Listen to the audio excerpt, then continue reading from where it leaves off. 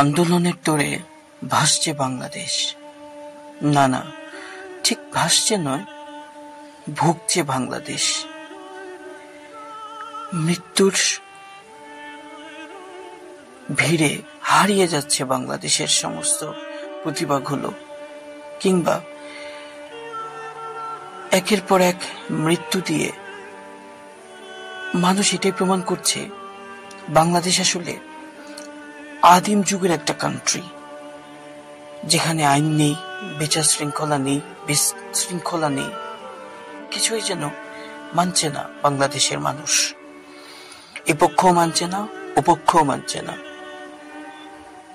কিন্তু যারা মানছে না, যারা নির্দেশদাতা, তারা ঠিকই ধরা ছোঁয়ার বাইরে চলে যাচ্ছে। আর যারা মরছে তারা হচ্ছে তাদের এক একটা দাবার গুটি।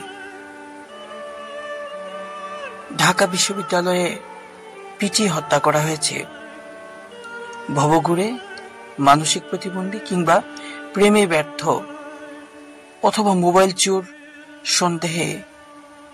সন্দেহযুক্ত এক যুবককে। কারা পিটিয়েছে? ঢাকা বিশ্ববিদ্যালয়ের শিক্ষার্থীরা পিটিয়েছে। কারণ হচ্ছে 35,000 টাকা দামের মোবাইল হারিয়ে গেছে কারো কারো বা আইফোন হারিয়ে গেছে হয়তোবা, অথবা দু একটা বাটন ফোন থাকলেও তো থাকতে পারে। তো যে কারণে হোক না কেন, শিক্ষার্থীরা তাকে পিটিয়ে মেরে ফেলেছে। আবার এই নিয়ে অনেকের আবেগে আপ্লুত হওয়ার কোনো শেষ নেই। কিন্তু কেউ এটা বুঝছে না যে যুবককে তারা পিটিয়ে মেরে ফেলেছে, সে যুবককে তৎকালীন সমাজের মানুষ কিংবা তৎকালীন সমাজের প্রতিনিধিগণ কিংবা বর্তমান সমাজের ভদ্রতার পোশাক পরে থাকা মানব সমাজ আগেই মেরে বসে আছে। আমরা শুধু মানুষের দেহের মৃত্যুর হিসাব রাখি, কিন্তু আত্মার মৃত্যুর হিসাব আমরা কেউ কখনো রাখতে চাই না, হয়তো রাখবও না কখনো। তাই তো তোফাজ্জলের লাশ কান্না করছে, কান্না করে বলছে, আমি বেঁচে থাকতাম যদি আমার প্রিয় প্রেমিকাটি আমার পাশে থাকতো। আমি বেঁচে থাকতাম যদি আমার বাবা মা কেউ আমাকে ছেড়ে না যেত। আমি বেঁচে থাকতাম আমার পুলিশ ইন্সপেক্টর ভাইটি যদি আমার জীবনের হাল ধরত। আমি বেঁচে থাকতাম যদি আমার সকল স্বজন হারিয়ে যাওয়ার পরও আমার এলাকার মানুষ তথা বাংলাদেশের মানুষ আমার কাছে থাকতো। আমি বেঁচে থাকতাম যদি আমাকে ঢাকায় এসে ভবঘুরে জীবনযাপন করতে না হতো, আর ছাত্রদের হাতে পিটুনি খাওয়ার সম্ভাবনা না দেখা দিত বা পিটুনি না খেতে হতো। একদল তো এটা নিয়ে প্রশাসনকে এক হাত নিয়ে দিল, প্রশাসনের ব্যর্থতা, প্রশাসনের আইন শৃঙ্খলার ব্যর্থতা।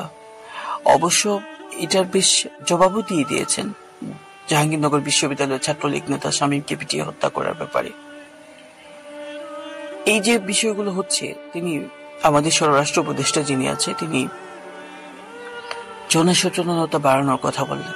তাই তো জনসচেতনতাই তো বাড়াতে হবে, কারণ জনসচেতনতা যদি না হয় তাহলে আইন শৃঙ্খলা কি সবাইকে সুষ্ঠুভাবে নিরাপত্তা দিতে পারবে? বোধহয় পারবে না।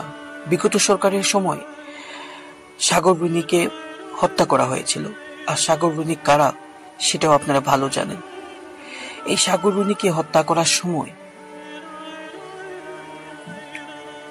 হত্যা করার পর যখন ফুঁসে উঠেছিল বাংলাদেশ, তখন তৎকালীন সময়ের সর্বোচ্চ প্রভাবশালী কর্তৃপক্ষের একজন বলেছিলেন 24 ঘন্টার মধ্যে এর বিচার করা হবে। 24 ঘন্টা পেরিয়ে গেছে, 48 ঘন্টা পেরিয়ে গেছে, 72 ঘন্টা পেরিয়ে গেছে। ঘন্টার পর ঘন্টা যখন পেরিয়ে যাচ্ছিল, আর ধীরে ধীরে যখন সেই যে হত্যাকারীকে শনাক্তকরণের প্রতিবাদে মানুষ যখন ফুঁসে উঠছিল, তৎকালীন সময়ের প্রশাসন তখন বলেছিল পুলিশ প্রশাসন বা নিরাপত্তা বাহিনীর তো দায়িত্ব নেই কারো বেডরুম পাহারা দেওয়া। তো তখন যদি সেটার ওইভাবে কোনো সমালোচনা না হয়, আজ একটা তোফাজ্জল হত্যা হয়েছে, সেটা নিয়ে এত আবেগে আপ্লুত হয়ে যাচ্ছেন কেন আপনারা? এটা কি মনে হয় না যে কিছুটা হুজুগে ধরেছে আপনাদের? মানে বাংলাদেশিরা হচ্ছে, বাংলাদেশের মানুষ হচ্ছে, মানে যে যত বেশি ট্রল করে, যে যত বেশি ইউটিউবে প্রেজেন্টেশন দিয়ে ভাইরাল হতে পারে, ততই যেন তাদের জন্য ভালো। আমরা শুধু সমালোচনা সমালোচনা সমালোচনা সমালোচনাই করছি, কিন্তু আমরা এটা বুঝতে পারছি না এই থেকে বের হয়ে আসার উপায় কি। এই পথ আমরা কেউ বের করে দিতে যাচ্ছি না, কাউকেই বের করে দিতে যাচ্ছি না। মানে মনে হচ্ছে সরকার হচ্ছে একটা দৈত্য, এই দৈত্যের কিছু ক্যারিসমেটিক পাওয়ার আছে, যে ক্যারিসমেটিক পাওয়ার দিয়ে আলাদিনের চেরাগের দৈত্যের মতো সমস্ত সমস্যা এক তুড়ি মেরে 24 ঘন্টায়, না 12 ঘন্টায়, 10 ঘন্টা, আরে না 5 ঘন্টায় মিটিয়ে ফেলতে পারে। কিন্তু এটা বুঝে না যে সেনাবাহিনী, আর্মি কিংবা বর্তমান সরকার যে কোনো সমস্যায় সমাধান করুক না কেন বা সমাধান করতে চাক না কেন, অবশ্যই সেখানে সবার স্বতঃস্ফূর্ত অংশগ্রহণ লাগবে। একটা ঘটনার পর আন্দোলনের নামে আরেকটা ঘটনা ঘটিয়ে সেখানে আরেকজনকে মারা, সেখানে রাস্তাঘাট বন্ধ করে দেওয়া, এটাও তো এক ধরনের, আমি মনে করি, সন্ত্রাসী কর্মকাণ্ড। কারণ আজকে যারা মেরেছে তারা কিন্তু স্বীকারোক্তি দিয়ে দিয়েছে। এই নিয়ে আর এত কথা কেন, আমি এটা বুঝতে পারছি না। ঢাকা বিশ্ববিদ্যালয়ে রাজনীতি নিষিদ্ধ সবাই বলছে, কেউ বলছে রাজনীতি নিষিদ্ধ করতে হবে, কেউ বলছে ডাকসু নির্বাচন দিয়ে ছাত্রদের স্বাধীন মতামত প্রকাশের সুযোগ দিতে হবে। আবার একজন বলছে এটা বোধহয় ভুল সিদ্ধান্ত হলো, রাজনীতি যদি একটা বিশ্ববিদ্যালয়ে না থাকে তাহলে বিভিন্ন দলের প্রতিনিধি কিভাবে তৈরি করা হবে। ঠিক ঠিক, তাও ঠিক। আরেক দল বলছে যে না, ছাত্র সংসদ দিলেই তো হয়, বিরাজনীতিকরণ করলেই তো হয়। আসলে এখানে কি সরকারের কিছু করার আছে? সরকারের তো কিছুই করার নেই। সরকারের যদি রাজনীতি নিষিদ্ধ করে তারপরেও সরকারের কোনো লাভ নেই, রাজনীতি থাকলেও তো সরকারের কোনো লাভ হচ্ছে না। সরকার শুধু এটাই চায় যে সাধারণ মানুষের কিভাবে উন্নতি হবে, সাধারণ মানুষ কিভাবে এই ধ্বংসাত্মক কর্মকাণ্ড থেকে বের হয়ে আসতে পারে। আজকে যদি ইউনূস সরকার সমস্ত কিছু ইস্তফা দিয়ে চলে যায়, হয়তোবা বাংলাদেশের একটি ঐতিহ্যবাহী দল আওয়ামী লীগ ক্ষমতায় আসবে। আমাকে বলেন তো, আওয়ামী লীগ যদি ক্ষমতায় আসে, আবার শেখ হাসিনা, অবশ্যই প্রশাসন যন্ত্র ঠিক রাখতে হলে কাউকে না কাউকে পিটাইতে হবে, কাউকে না কাউকে মারতে হবে। সেদিন আপনারাই আন্দোলন করবেন এই শেখ হাসিনা আবারও স্বৈরাচারী হয়ে গেছে, সে আবারও হত্যাকারী হয়ে গেছে, খুনের পসরা বসিয়ে সে ক্ষমতায় এসছে। একটার পর একটা খুন হবে, ছাত্রলীগ কিংবা যেই করুক না কেন একচিটিয়া ভাবে এর দায়ভার জামাত বিএনপির উপরেই বর্তাবে। অর্থাৎ আমরা বুঝতে পারি যে লাউ সেই কদু। এখন আমরা যেটা দেখতে পাই যে খুন হচ্ছে, মারামারি হচ্ছে, সেখানেও ছাত্রলীগের সংশ্লিষ্টতা খুঁজে পাওয়া যাচ্ছে, প্রকাশ্যেই স্বীকার করছে বা অতীত ঘেটে দেখা যাচ্ছে যে তারা ছাত্রলীগেরই কেউ। বাঙালিরা এটা বুঝে না যে বাংলাদেশের গোয়েন্দা বাহিনী এনএসআই অনেক শক্তিশালী, তাদের কাজ করার যোগ্যতা অনেক বেশি, চাইলেই তারা এটা করে ফেলতে পারে। অর্থাৎ যারা খুন করছে তারা কোন দলের, তারা কি কারণে সেটা করছে, তাদের বয়স, তাদের বাড়িঘর কোথায়, সবকিছু তারা বের করে ফেলতে পারে। সবচেয়ে বড় কথা, আমাদের প্রযুক্তি আরো অপরাধী ধরার কাজটাকে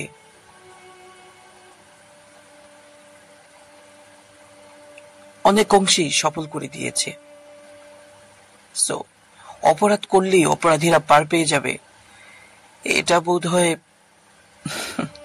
মনে করাও ঠিক না। কারণ ওই যে বললাম, আমাদের বাংলাদেশের গোয়েন্দা সংস্থা কিংবা গোয়েন্দা সংস্থার যে উপকরণ দিয়ে কাজ করবে, সেই প্রযুক্তিক যে উন্নতি, সেটা একেবারেই চূড়ান্ত শীর্ষে পৌঁছে গেছে। এখন মনে হয়তো আপনারা করছেন যে ভাই আপনি কি কথা বলছেন বারে বারে, যদি এরকমই হয় তাহলে তো ঘটনা ঘটা মাত্রই তো সেই সমস্ত সমস্যার সলিউশন দিয়ে দেওয়ার কথা। একটা ঘটনা ঘটার সাথে সাথে এই সমস্যার সলিউশন আসে না, বাঁচতে পারে না। কিছু অপেক্ষা করতে হয়, কিছু সরকারকে সময় দিতে হয়। কিন্তু আপনারা যেটা করছেন বা আমরা যেটা করছি, কেন জানি না সরকারকে সময়ও দিতে চাই না। আমরা 1 ঘন্টার ভিতরেই তার রেজাল্ট পেতে চাই। আর পরাজিত শক্তির একটা অবস্থান, একটা সমর্থন, একটা ষড়যন্ত্র এখানে আছে, এটাও সবাই মনে করছে। এটা কিন্তু একেবারে মিথ্যা না। কারণ হচ্ছে এই পর্যন্ত যে সমস্ত ঘটনাগুলো ঘটছে, সেটা কিন্তু এটা মোটামুটি ভাবে বলাই যায়। যেমন ঢাকা বিশ্ববিদ্যালয় তোফাজ্জলকে যারা হত্যা করছে, তাদের মধ্যে, তাদের 6 জন শিক্ষার্থীর মধ্যে 5 জনই হচ্ছে ছাত্রলীগের রাজনীতির সাথে জড়িত। আনসার বিদ্রোহ যারা ঘটিয়েছে, তারা তৎকালীন আওয়ামী লীগ সরকারের আমলেই তারা নিযুক্ত বা চাকরি পেয়েছিলেন। মজার ব্যাপার হচ্ছে এদের বেশিরভাগ 40,000 আনসারের মধ্যে 29,000-এর বাড়ি হচ্ছে ফরিদপুর। আমরা যে পত্রিকার আওয়ামী লীগ সরকার থাকতেই, তৎকালীন সময় আওয়ামী লীগ সরকার থাকতেই যেটা দেখেছি যে একজন আওয়ামী ছাত্রলীগের নেতা, পাতি নেতা 2,000 কোটি টাকার মালিক। এখন বোঝা যাচ্ছে সে 2,000 কোটি টাকা তিনি কিভাবে কামিয়েছেন। হয়তোবা আওয়ামী লীগের প্রভাবশালী কারোর সাথে তার যোগসূত্র ছিল, তাকে তার আনসার নিয়োগ কিংবা অন্যান্য নিয়োগ বাণিজ্য করে তিনি হয়তো সেটা কামিয়েছেন। তো এই যদি অবস্থা হয়, আবার বিএনপি আওয়ামী লীগ চলে যাওয়ার পর দেখলাম বিএনপি সেই চাঁদাবাজি করার দায়িত্বটা অলরেডি নিয়ে নিয়েছে। তাহলে ভালো কে? জামাত ধর্মীয় দল, জামাত আসলে বাংলাদেশের নারীদের স্বাধীনতা নষ্ট হবে, খোলামেলা চলতে পারবে না। ভালোটা কি? কোনটা আপনাদের দরকার বলেন তো? বিএনপি আওয়ামী লীগ থাকতে আওয়ামী লীগ দুর্নীতি করে, লুটপাট করে। আওয়ামী লীগ চলে যাওয়ার পর বিএনপিকেও আপনারা পছন্দ করতে চান না, কারণ আপনাদের ধারণা যে একটি ফ্যাসিবাদ বিলুপ্তি হওয়ার পর আরেকটি ফ্যাসিবাদ জেগে বসুক, এটা আপনারা চান না। আবার আওয়ামী লীগ চলে যাওয়ার পর আমার বিএনপি দলের কেউ কেউ সেই চাঁদাবাজিতে সামিল হয়েছে, যদিও সর্বোচ্চ কর্তৃপক্ষ নির্দেশ দিয়েছে যে সে যে কোনো সংগঠনের অঙ্গ সংগঠনের হোক না কেন, বিএনপির, তাকে ধরিয়ে দিন এবং তার যথোপযুক্ত শাস্তির ব্যবস্থা হবে। কিন্তু তারপরেও ঘটনাগুলো ঘটছে। এখন যারা দেশটাকে আন্দোলন করে স্বাধীন করেছেন, তাদের মধ্যেও কেউ কেউ দোষ খুঁজে বেড়াচ্ছেন। কেউ কেউ বলছেন যে বৈষম্য বিরোধী ছাত্ররা বড্ড বেড়ে গেছে, এদের এবার থামা উচিত। কেউ কেউ বলছেন ছাত্ররা তোমরা এবার পড়তে যাও তো, দেশের কাজগুলো আমরা করছি। কেউ কেউ তো 12 কোটি টাকার বন্যার ত্রাণ নিয়ে ছাত্রদেরকে এক হাত নিয়ে দিলেন, সার্জিস সহ। এবং বর্তমান নাহিদ, নজরুল, তারা, আসিফ মাহমুদ, তারা ইংরেজি পড়তে জানে না, ইংরেজি বলতে জানে না। আপনাদের অভিযোগের কোনো শেষ নেই, কিন্তু এটা বুঝতে পারেন না যে এই অভিযোগ না করে আমরা আমাদের মস্তিষ্ক দিয়ে, আমরা আমাদের বুদ্ধি দিয়ে কিছু তো সমস্যা সমাধান করতে হবে। যদি সেই কিছু সমস্যা সমাধান না করতে পারি, তাহলে এই এত কষ্ট করে আমরা যে স্বাধীনতা বা আমরা যে কেউ কেউ বলেন যে স্বৈরাচার মুক্ত হলো, সেই স্বৈরাচারে আবার যে কে বসবে সেটা আপনাদের মনে আসে না, সেটা আপনাদের ভাবনায় আসে না। আমার তো মনে হয় আপনাদের জন্য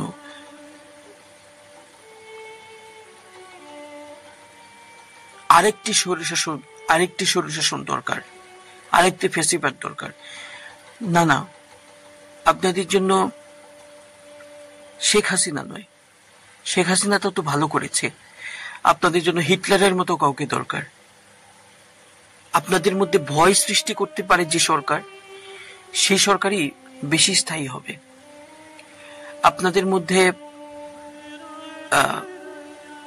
আতঙ্ক সৃষ্টি করতে পারে যে পার্টি, সেই পার্টি আপনাদের কাছে গ্রহণযোগ্যতা পাবে। যেমনি একটা পার্টি আসলো আপনাদেরকে, আপনাদের ভাষায় সেই স্বৈরাচারকে দেশ থেকে উঠিয়ে দিল এবং তারা বলছিল যে আপনারা এখন থেকে স্বাধীন মত প্রকাশ করবেন। স্বাধীন মত আপনারা এমন ভাবে প্রকাশ করছেন, মানে একেবারে মুখে তো বটেই, আপনাদের শরীর দিয়েও সেটা প্রকাশ করার চেষ্টা করছেন। যে যাকে পারছেন মারছেন, যে যাকে পারছেন ধরে নিচ্ছেন, যে যাকে পারছেন কোপাচ্ছেন। মানুষ তো নয়, যেন হচ্ছে আজ থেকে প্রায় 90 যুগের একটা অন্ধকার যুগের কতগুলো প্রাণী আপনারা বা আমরা। নিজেদের বিবেক আছে, আমরা নিজেদেরকে সর্বোচ্চ জ্ঞানী এবং গুণী দাবি করি। বুদ্ধিজীবীদের কোনো অভাব নেই আমাদের বাংলাদেশে, কিন্তু সঠিক বুদ্ধিদাতার বড় অভাব এই মুহূর্তে। আমরা সমস্যা নিয়ে সমালোচনা করছি, ক্রিটিসাইজ করছি, কিন্তু সেখান থেকে বের হয়ে আসার কোনো উত্তরণ পথ আমরা কেউ দেখছি না বা কেউ সরকারকে বাতিয়ে দিচ্ছি না। মনে রাখতে হবে, সরকার কোনো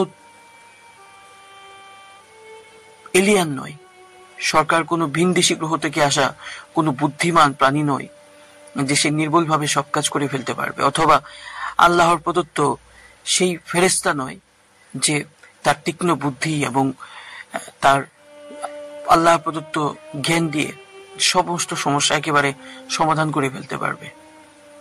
সরকার মানুষের মধ্যে দোষ আছে, গুণ আছে। অবশ্যই সরকারের গুণটাকেও পাশাপাশি বলতে হবে।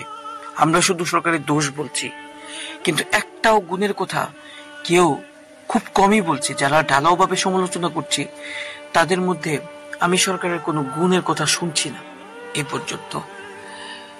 তো একটা সরকারকে ঢালাও ভাবে সমালোচনা না করে, নেগেটিভ সমালোচনা না করে, তার পজিটিভ এবং নেগেটিভ সমালোচনা দুটোই করতে হবে। সমস্যা যখন ক্রিয়েট হয়, সেই সমস্যা দমন না করায়, সরকারের ব্যর্থতাকে না চাপিয়ে দিয়ে, অর্থাৎ সেই সমস্যা সমাধান না করার জন্য সরকারকে একচেটিয়া ভাবে দোষারোপ না করে নীতিগত উপায়ে সেই সমস্যা সমাধান করার উপায়ও সরকারকে বলে দিতে হবে। এবং একটা জিনিস আমাদের প্রত্যেককে মনে রাখতে হবে যে কিছু কিছু বিষয় আছে যেটা সবাই মিলে সমাধান করতে হবে। কিছু কিছু সমস্যা আছে যেটা সরকারের একা সমাধান করা কখনোই সম্ভব নয়। সেখানে সবাইকে একজোট হইতে হবে, ঐক্যবদ্ধ হইতে হবে। যদি ঐক্যবদ্ধ না হন, যদি এরকম হয় যে মরছে সে মরুক গে, আমার তাতে কি, যে জলে ভাসছে সে ভাসুক গে, আমি তো ডাঙায় আছি, যে জল ঘোলা করছে সে করুক গে, আমি তো সাদা জলে সাঁতার কাটছি। এটা যদি আপনি মনে করে থাকেন বা আমরা মনে করে থাকি, তাহলে এটা ধরে নিতে হবে সবচাইতে বড় বোকা হচ্ছে আমরাই। কারণ আমার সাদা জল ঘোলা হতে খুব একটা সময় লাগবে না। দুষ্কৃতীরা আমার আশেপাশেই বাস করে। দুষ্কৃতীদের সাপোর্ট নিব সরকারের ছোটখাটো দাবি দেওয়া থেকে। যখন আমি বঞ্চিত হব, তখন আমি দুষ্কৃতীদের সাথে হাত মেলাবো, আসো তোমাদের সহযোগিতা করি, সরকার আমাকে এটা দেয়নি, ওটা দেয়নি। এটা বোধহয় ভালো হবে না, সঠিক। তাহলে ওই দুষ্কৃতীরা আপনাকে আরো পেয়ে বসবে। আপনি যদি মনে করে থাকেন, কেউ এটা বলছে যে আওয়ামী লীগ সরকার, আগের সরকারই ভালো ছিল, আবার যখন আওয়ামী লীগ সরকার আসবে তখন সে আপনারাই বলবেন না আমি এটা ভুল বলেছিলাম। এটাও এক ধরনের মুনাফিকি, এটাও এক ধরনের চালবাজি আপনার আমার সবার। আমরা সুষ্ঠু সমাধানের পথ কেউ দিতে চাই না। আওয়ামী লীগ কি শুধু আমরা ঢালাওভাবে দোষারোপি করি, কিন্তু আওয়ামী লীগের কতগুলো ভালো গুণ ছিল সেটা কিন্তু আমরা কেউ বলতে চাই না। আবার আওয়ামী লীগও হয়েছে ঠিক তেমনি। ক্ষমতায় থাকার সময় তারা বিএনপি জামাতকে তাদের এতটাই প্রতিদ্বন্দ্বী মনে করেছে যে মানে সতীনরাও বোধহয় একজনকে আরেকজনের প্রতিদ্বন্দ্বী এতটাও ভাবে না। সতীনের চাইতেও বেশি তিক্ত ছিল তাদের সম্পর্ক। হিংস্র প্রাণীদের চাইতেও কুৎসিত ছিল তাদের কথাবার্তা। মানে জামাত বিএনপি মানেই হচ্ছে কোনো পশু, কোনো অপরাধী। আবার জামাত বিএনপি যেটা বলছে বা অন্যান্য দল যেটা বলছে আওয়ামী লীগের সবাই হচ্ছে খারাপ, আওয়ামী লীগের মানে ভালো লোক নেই আওয়ামী লীগে, যদিও থাকে তারা হচ্ছে আওয়ামী লীগ থেকে বা তারা হচ্ছে ভালো থাকার নাটকে অভিনয় করা একজন ব্যক্তি। তো যেটা যেভাবেই হোক না কেন, আমার আপনাদের প্রতি একটা অনুরোধ থাকবে, এত সমালোচনা চাহিবা মাত্রই সমস্ত কিছু প্রদান, এই বিষয় থেকে আপনাদেরকে দূরে থাকতে হবে। একটা জায়গায় যখন একটা ঘটনা ঘটবে স্থানীয়ভাবে সেটা সমস্যা সমাধান করাই যায়। ডক্টর ইউনূসের উপদেষ্টা পরিষদের সদস্যরা যেরকম আছেন, স্থানীয়ভাবেও কিন্তু আপনার এলাকার ডিসি আছেন, আপনার এলাকার পুলিশ আছেন। সর্বোপরি আপনার এলাকায় কে হামলা করছে আপনার চাইতে ভালো আর কেউ জানে না। তাদের নামটা আগে চিহ্নিত করতে হবে।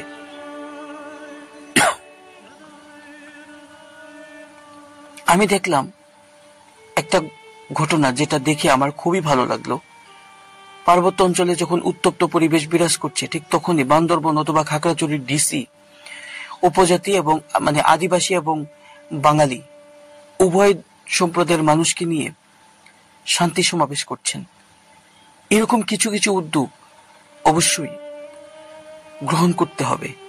যখনই কোনো গন্ডগোল হবে, যখনই কোনো ঘটনা ঘটবে এবং আমরা যদি বুঝতে পারি যে এটা তৃতীয় কোনো হাত আছে, তৃতীয় কারোর কোনো হাত আছে, সেক্ষেত্রে দুই পক্ষ যদি একটা সীসা ঢালা প্রাচীরের মতো হতে পারি আমরা, তাহলে ভবিষ্যতে সেই তৃতীয় পক্ষ আর কোনো সুযোগ নেওয়ার ফুসরত খুঁজে পাবে না এবং তারা ব্যর্থ মনের হতে সেখান থেকে তারা ফিরে যাবে।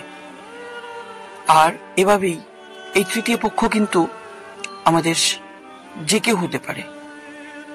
বর্তমান দাবি দেওয়ায় যারা ব্যর্থ হয়েছেন তারা যখন তাদের মানে পূর্ণাঙ্গ দাবি দেওয়া পাবেন না, তাদেরও একটা অংশ হতে পারে, প্রতিবেশী দেশেরও একটা অংশ হতে পারে, কিংবা আপনাদের ভাষায় পরাজিত হয়ে যাওয়া বা দেশ পালানো একটি বিশেষ দলের সদস্যরাও হতে পারে। সুতরাং তৃতীয় পক্ষ যেই হোক না কেন সে সবার শত্রু, সে শান্তি বিনষ্টকারী। তৃতীয় পক্ষের মাধ্যমে ভালো কিছু অর্জন করা খুব কঠিন। তাই আসুন আপনি আমরা এক হই, একটি সুন্দর সুখী সমৃদ্ধ শান্তির বাংলাদেশ গড়ি। সবাই ভালো থাকবেন, সুন্দর থাকবেন।